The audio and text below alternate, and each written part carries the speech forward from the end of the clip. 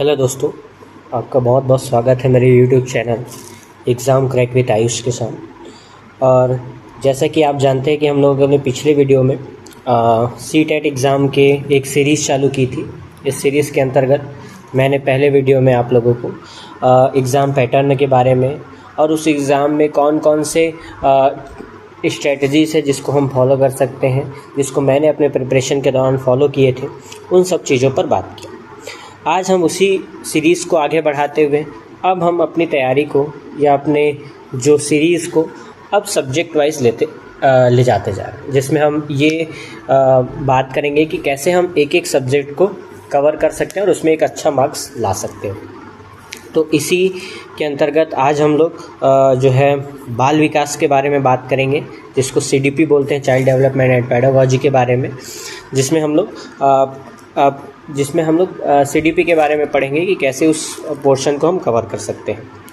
ठीक है, तो ये सीटेट का आप लोगो देख सकते हो। एग्ज़ाम पैटर्न के बारे में तो हम बात कर ही चुके हैं। अब आगे पढ़ते हैं। तो सबसे पहले हमको ये देखना पड़ेगा कि सीटेट हमसे चाहता क्या है। ये टीचर एलिजिबिलिटी टेस्ट तो है, जैसे कि हमको पता चलता है कि वो पात्रता परीक्षा ले रहा है हमारे बीएड करने के बाद या डीएड करने के बाद, कि जो हम बीएड डीएड में पढ़े वो हम उसकी जो पढ़ाई है वो सफल रही कि नहीं रही। तो इसके बारे में हम लोग चर्चा कर चुके हैं। तो अब हम बात करेंगे कि सीटेट हमसे क्या डिमांड कर रहा है, हमसे वो क्या डिमांड कर रहा है एज ए एस्पेरेंट हम लोग से, कि हमें क्या चीज़ की जानकारी होनी चाहिए। तो वो बेसिकली हमसे दो चीज़ें मांगता है। पहला है पेडागोजिकल थिंकिंग। ये पेडागोजिकल थिंकिंग क्या होता है कि पेडागोजिकल का मतलब ये होता है कि आप किसी सब्जेक्ट को बच्चों को किस तरह से पढ़ा रहे हो, आप कौन से मेथड का यूज़ कर रहे हो, कौन से TLM का यूज़ कर रहे हो, कौन सी चीज़ों का यूज़ कर रहे हो जिससे आप कठिन से कठिन कॉन्सेप्ट को सरल कर सकते हो। तो सबसे पहले सीटेट हमसे यही डिमांड करता है कि हमारे अंदर एक पेडागोजिकल थिंकिंग होना चाहिए। इसी पेडागोजिकल थिंकिंग के लिए उन्होंने ये सब्जेक्ट हमारे सिलेबस में ऐड किया है, ताकि हम इसको अच्छे से समझ सकें और ताकि हम इसको अच्छे तरीके से किसी भी कॉन्सेप्ट को बच्चों को डिलीवर कर सकें। इसके साथ साथ दूसरा हमसे वो चाह रहा है चाइल्ड सेंटर पर्सपेक्टिव। अब ये चाइल्ड सेंटर पर्सपेक्टिव क्या है, इसमें ये हम पढ़ेंगे कि एक बालक जो है वो अपने जीवन में बचपन से लेकर बेसिकली हम लोग इसमें जो पढ़ाई करते हैं 0 से लेकर 18 वर्ष तक के पढ़ते हैं, जिसमें एक बच्चा जो है बचपन से लेकर 18 वर्ष किशोरावस्था तक वो किस प्रकार सोचता है, वो किस प्रकार उसके दिमाग का विकास होता है, किस प्रकार उसका सामाजिक विकास होता है, किस प्रकार उसका शारीरिक विकास होता है, मानसिक विकास होता है, इन सब के बारे में पढ़ा जाता है। ये क्यों आवश्यक है? क्योंकि आप किसी भी आने वाले समय में आप शिक्षक बनने वाले हो, तो आप अगर बच्चों को पढ़ा रहे हो तो आपको बच्चों की मानसिक स्थिति समझना बहुत जरूरी है। अगर आप बच्चों की मानसिक स्थिति समझ जाते हो तो आपको किसी भी चीज़ को डिलीवर करने में, किसी भी कॉन्सेप्ट को डिलीवर करने में आपको सरल होता है। तो ये दो चीज़ों का डिमांड कर रहा है। पहला तो है पेडागोजिकल थिंकिंग और दूसरा चाइल्ड सेंटर पर्सपेक्टिव। तो ये सब चीज़ को अगर हम फुलफिल करते हो तो हम निश्चित तौर पर एक अच्छे शिक्षक के रूप में उभर के बाहर आएंगे। ठीक है, तो फिर अब इसमें और आगे बढ़ते हैं। अब हम बात करेंगे कि why CDP is a backbone of CTET preparation. जैसे कि मैं पिछले वीडियो में भी थोड़ा सा बताया था कि CDP या चाइल्ड डेवलपमेंट एंड पेडागोजी एक ऐसा सेक्शन है जिसकी तैयारी से हम सीटेट परीक्षा के 60% मार्क्स को, 60% मार्क्स जो 90 नंबर है, उसको हम कॉन्कर कर सकते हैं। जैसे कि इसमें लिखा हुआ है, देखो डायरेक्ट जो वेटेज हमको दिखता है, जो हम अगर ऊपर से देखें तो जो हमको डायरेक्ट जो दिख रहा है वो तो दिख रहा है हमको 30 मार्क्स का, कि जो हमारा, एक मिनट कलर दूसरा ले लेता हूँ, 30 मार्क्स का तो हमको क्लियरली दिख रहा है कि भाई ये जो 30 मार्क्स का है ये तो कोर CDP सेक्शन है जिसमें से हमको 30 नंबर पाने। लेकिन इसके साथ साथ जो इनडायरेक्ट वेटेज है, जैसे कि 15 number 15 marks of pedagogy in each of other 4 subject. Okay, तो ईच ऑफ 4 सब्जेक्ट मतलब, जैसे कि मैं थोड़ा सा इसको और क्लियर करता हूँ। जैसे कि मैंने बताया कि CDP के जो सेक्शन है इसमें जो हमारा 30 मार्क्स तो आ रहा है, इसके साथ साथ जब आप हिंदी वाले सेक्शन में होंगे तो उसमें भी 15 नंबर का आपका पेडागोजिकल जो नॉलेज को आपका चेक किया जाता है। दूसरा, इंग्लिश में आओगे तो इंग्लिश में भी आपका 15 नंबर का पैडागॉजिकल आता है। जब आप मैथ्स में आओगे तो मैथ्स में भी आपका 15 नंबर का पैडागॉजिकल आता है। और लास्ट में अगर आप साइंस वाले हो या ईवीएस वाले हो, मैं ईवीएस को मान को लेके चलता हूँ, तो ईवीएस में भी 15 मार्क्स था। अब आप ये सोचेंगे कि सीडीपी की पढ़ाई अलग है, हिंदी में हमको हिंदी कैसे पढ़ाना है, इंग्लिश में हमको इंग्लिश कैसे पढ़ाना है, गणित में हमको गणित कैसे पढ़ाना है, ईवीएस में हमको ईवीएस कैसे पढ़ाना है, ये सब सारी चीज़ों की बात होती है। तो इसमें ये निश्चित रूप से आपको ये समझना पड़ेगा कि अगर आप इस पोर्शन को आप अच्छे से तैयार करते हो तो आपके ये सारे पोर्शन, जो 60 नंबर का पोर्शन है, वो ऑलमोस्ट तैयार हो जाता है। ऑलमोस्ट जो सब्जेक्ट्स, जो चीज़ें हैं वो तैयार हो जाती है। बस कुछ ही चीज़ें बस रहता है जो सब थोड़ा सा सब्जेक्ट स्पेसिफिक रहता है, उन चीज़ों को बस पढ़ना पड़ता है। तो केवल हम इस विषय की तैयारी के करने से हमारा 60 नंबर का और तैयारी यहाँ बस हो जाता है। इसीलिए हमको जब तैयारी करना प्रारंभ करें तो किसी भी कठिन सब्जेक्ट में जाना, जैसे कि मैथ्स, साइंस, उसमें तो जाना है, लेकिन हम शुरुआत सीडीपी से करेंगे, क्योंकि यही पूरा कोर कॉन्सेप्ट है या कोर बैकबोन हम बोल सकते हैं सीटेट प्रिपरेशन का, कि जो हमारा बाल विकास है वो हमारा मेन सब्जेक्ट। तो हम इसको अगर अच्छे से तैयार करते हैं तो ऑटोमेटिकली हमारा 60 मार्क्स की तैयारी हो जाती है। तो इतना बड़ा वेटेज, और इसमें आउटपुट बहुत है, हमको बिल्कुल कम मेहनत करना है। मतलब हम ये कह सकते हैं कि हम कम मेहनत में ज़्यादा आउटपुट निकाल सकते हैं इस सेक्शन में, सीडीपी सेक्शन में। मैं खुद अपनी बात बताऊं तो मैंने सीटेट एक बार दिलाया है। उस सीटेट में मेरे दोनों ही पेपर में 27 प्लस मैंने मार्क्स स्कोर किए हैं आउट ऑफ 30। तो इतना मार्क्स आप इजीली 27 प्लस, या फिर मैं अपने फ्रेंड्स से भी पूछा, वो लोग तो 30 आउट ऑफ 30 भी इस सब्जेक्ट में लाए हैं। तो मतलब 30 आउट ऑफ 30 भी डूएबल है इन सब्जेक्ट पर। बस हमको ये समझना है कि इसकी तैयारी हमको कैसे करनी है, क्योंकि कुछ लोगों को सीडीपी बहुत ही ज़्यादा सरल लगता है और कुछ लोगों के लिए जो सीडीपी वाला सेक्शन है वो एक सिरदर्द बन जाता है ना। तो बस मैं इन चीज़ों के बारे में थोड़ा सा चीज़ें को बताऊँगा कि हम किस प्रकार से इसको तैयार कर सकते हैं। तो आप ज़रूर अपनी सीटेट प्रिपरेशन की शुरुआत इसी सेक्शन से चालू करें कि हम बाल विकास को सबसे पहले कवर करें, और धीरे धीरे करें और बिल्कुल समझ के करें। उस पर भी अभी हम लोग आगे बात करेंगे कि कैसे उसकी हम प्रिपरेशन करें, कैसे सिलेबस को कवर करें, ये सब चीज़ों के बारे में। तो ये चीज़ मैं समझता हूँ कि आपको ये समझ में आ गया होगा कि सीडीपी वाला जो सेक्शन है वो कितना इम्पोर्टेंट है। चलिए अब आगे बढ़ते हैं। वही how to score a good marks in pedagogical section या सीडीपी सेक्शन। तो इसमें मैं दो चीज़ सबसे इम्पॉर्टेंट मानता हूँ सीडीपी में, या फिर आप किसी से भी जो प्रिपरेशन किया उनसे आप पूछ सकते हैं कि सीडीपी में दो चीज़ सबसे ज़्यादा इम्पॉर्टेंट है। पहला एमसीक्यू लिखा हूँ, मतलब एमसीक्यू सबसे ज़्यादा इम्पॉर्टेंट है। पीवाईक्यू से भी ज़्यादा इम्पॉर्टेंट है इसमें एमसीक्यू लगाना। और दूसरा इम्पॉर्टेंट चीज़ है पीवाईक्यू।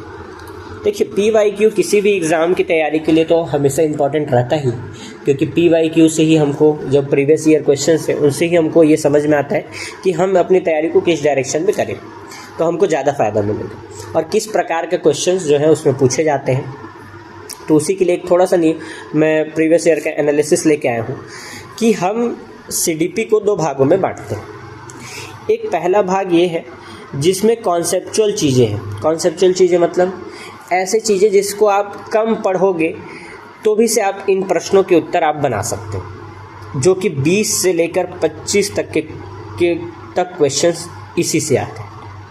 जैसे कि पूछ देगा कि आप एक शिक्षक हो तो आप अपने क्लास में कैसे बच्चे लोगों को कैसे सुधारोगे।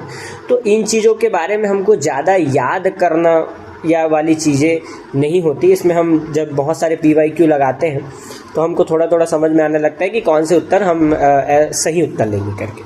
तो ज़्यादातर क्वेश्चन जो हमारा कॉन्सेप्चुअल पूछता है, तो कॉन्सेप्चुअल वाले जो टॉपिक्स होते हैं उनको हमको एकदम आराम से एक बार दो बार एकदम समझना बस है, उसको ओवरऑल आइडिया लेना है उस टॉपिक का कि उसमें क्या बोला जा रहा है। जैसे कि पहला टॉपिक है, शायद पहला टॉपिक विकास के बारे में है, विकास एवं वृद्धि करें।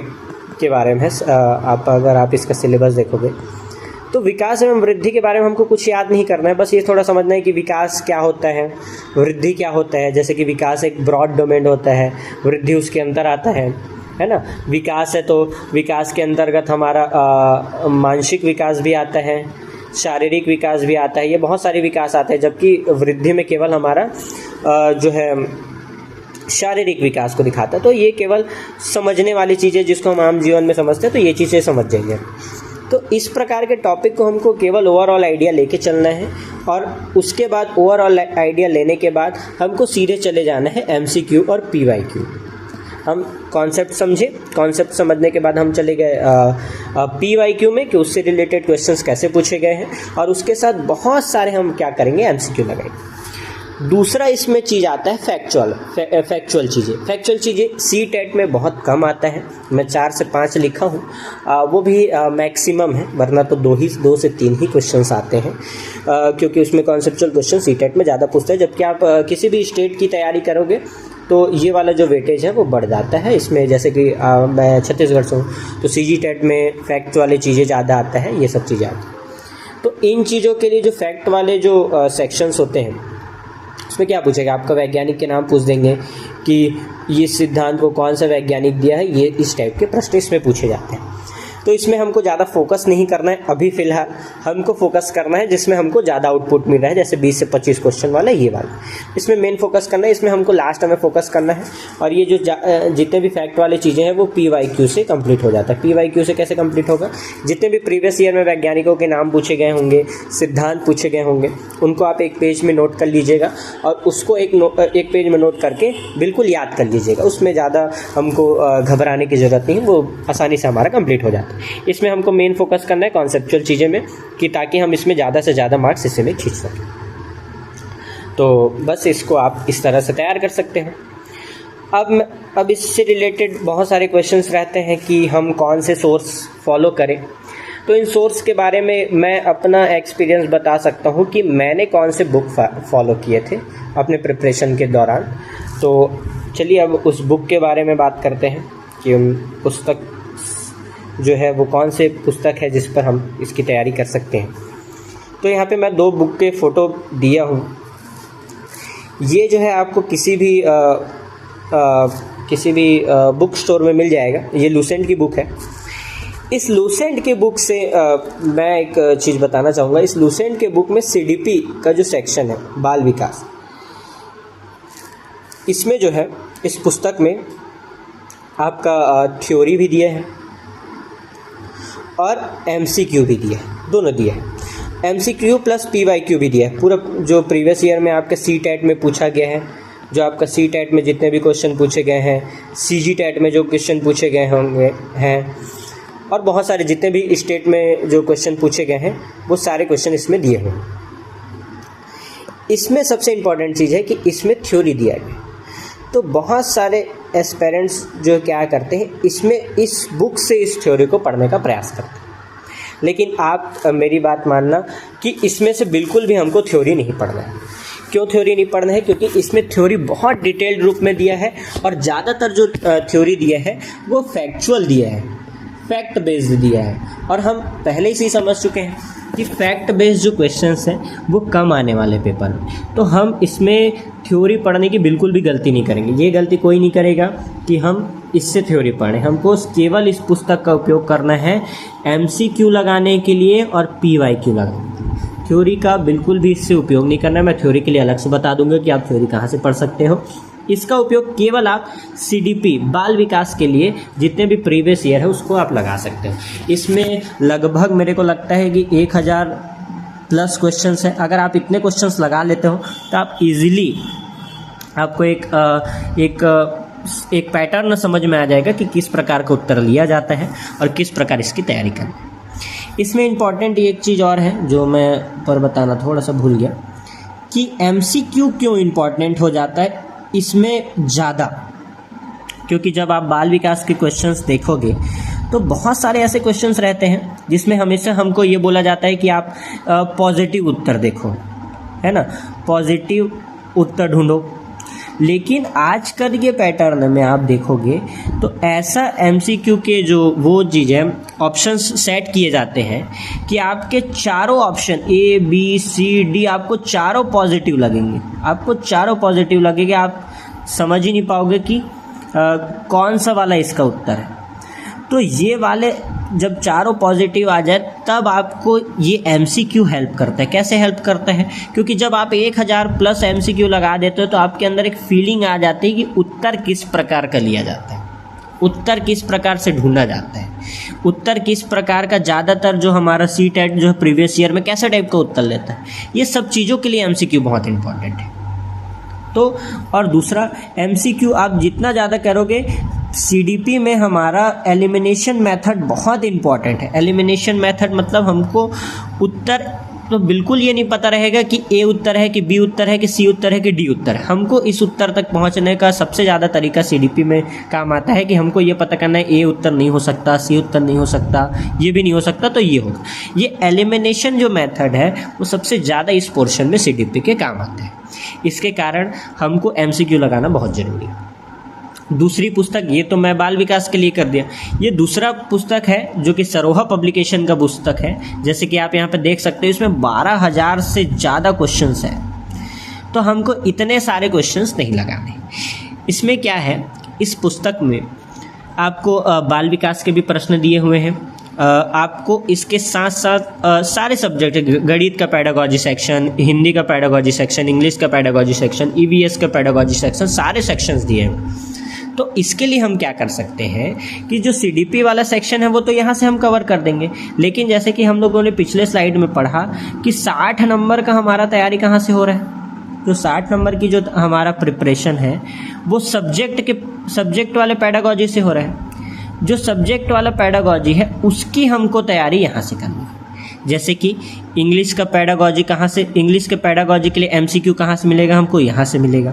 EVS के लिए हमको कहाँ से मिलेगा, यहाँ से मिलेगा। गणित के लिए कहाँ से मिलेगा, यहाँ से मिलेगा। तो ये इस प्रकार से दोनों पुस्तक का उपयोग करना है। CDP के लिए इस पुस्तक को फॉलो नहीं करना है। क्यों? क्योंकि CDP के लिए यहाँ पर बहुत ज़्यादा एक्सेस में क्वेश्चन दिए गए हैं। मेरे को लगता है लगभग कि 12,000 क्वेश्चन में से 7 से 8,000 क्वेश्चन अकेले जो है केवल बाल विकास के इसमें दिया गया है।